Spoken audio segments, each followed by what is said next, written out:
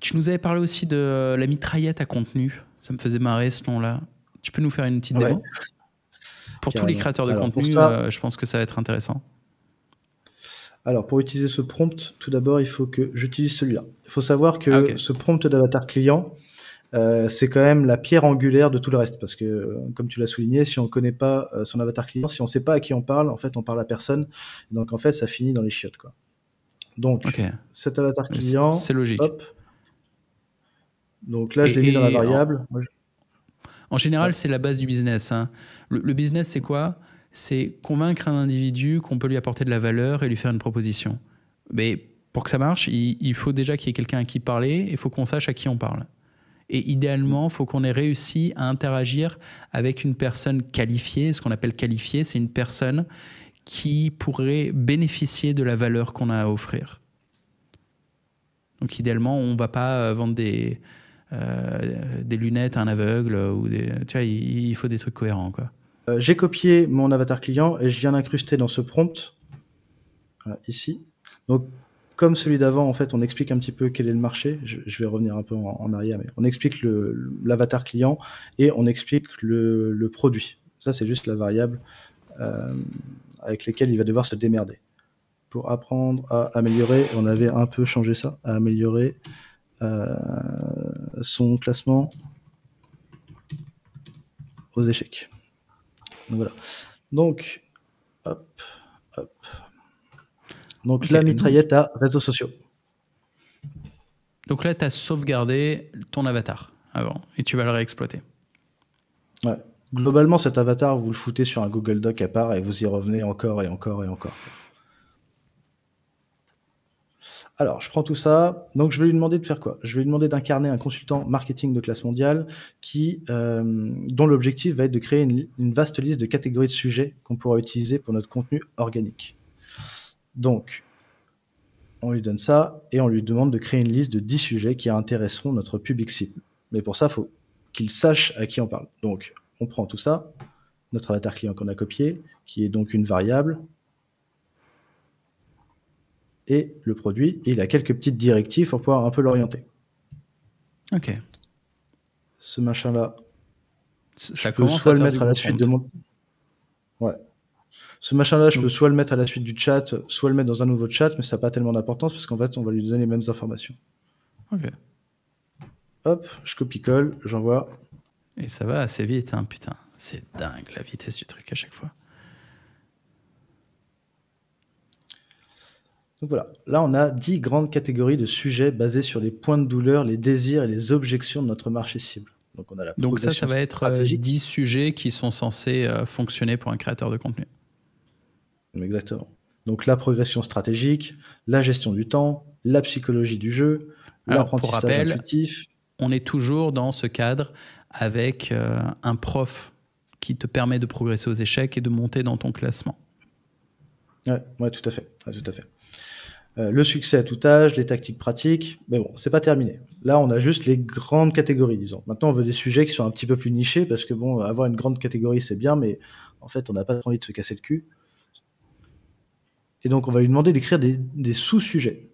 Donc, on va lui demander d'écrire 10 sous-sujets pour chaque sujet. Donc, on aura 100 sous-sujets. Ouais, donc tu as du contenu pour un an. Ouais, voilà. Ok, Hop. nickel. Putain, c'est génial. Voilà, c'est plié. Pas encore, il réfléchit là. Ouais, on le fait mouliner un petit peu. Ah non, mais c'est bon, ça y est. Ah, en plus, avec Voilà, il des nous a classé ça. chapitres 1, 1.1 et tout, bien classé, quoi. Il fait le boulot et il te le Ouais, présente. voilà, c'est ça.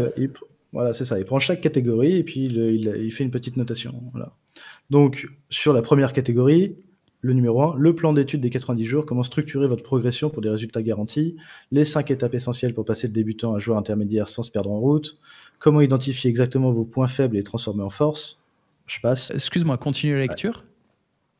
Ouais, je t'en prie. Putain, là, Donc, la développez votre gestion du sixième temps. sens aux échecs. Il y en a un, développez votre sixième sens aux échecs. Rien que ce titre, tu vois, même moi qui joue pas aux échecs, je suis là, j'ai envie de voir la vidéo. Voilà, succès à tout âge. Là, il s'est arrêté parce qu'il a une limite, mais il faut juste lui dire de continuer. Voilà. Il va faire les 5 catégories suivantes. Putain, il y a plein de sujets. Remonte un peu, il y avait un truc sur l'âge. Et il y a des titres en plus. Enfin, les titres sont déjà faits pour YouTube. Alors, attends. Pourquoi l'âge est un avantage aux échecs? Ah, la vérité scientifique. Celui-là, il est balèze. Ah, c'est un super titre. Le guide anti-âge pour le cerveau du joueur d'échecs. Donc là, on part directement sur du biohacking et compagnie, quoi. Donc, les tactiques, l'intelligence échiquienne, excusez-moi. Comment développer votre QI échiquien sans être un génie. La transmission et le partage. Comment partager votre passion des échecs avec vos enfants. La progression sociale. Comment utiliser les échecs pour booster votre carrière. Donc là, on s'est servi de tous les pain points, de tous les espoirs, les rêves, les victoires, les échecs, la transformation. Du paria au mentor, transformez votre statut social aux échecs. Bientôt, du puceau au Mac absolu, transformez votre vie sexuelle grâce aux échecs. Mais pourquoi pas? Pourquoi pas? Ouais, ça marcherait une vidéo comme ça. Utilise les techniques d'échecs pour tes conquêtes sexuelles et amoureuses. Et je suis sûr qu'il y a moyen. J'y connais rien aux échecs. Mais si j'étais un joueur d'échecs hors norme, je serais là, ok. Si jamais la meuf, elle fait ça, moi, je fais... Quoique. En vrai, moi qui ai beaucoup géré les meufs, tu vois, avec mon ancienne activité, j'avais des techniques en plusieurs étapes, comme un joueur d'échecs. C'est-à-dire, j'envoyais des messages aux meufs et je savais qu'en fonction des réponses, j'avais cette réponse et j'avais 2-3 coups d'avance. Parce que j'avais des stratégies très évoluées avec les meufs. Et j'avais pas le choix. C'était la ressource que je gérais. Donc ouais, il y a moyen avec le jeu d'échecs d'apprendre tout ça. Il y a moyen de faire des ponts, Mais c'est pas terminé, parce qu'on a encore un petit prompt.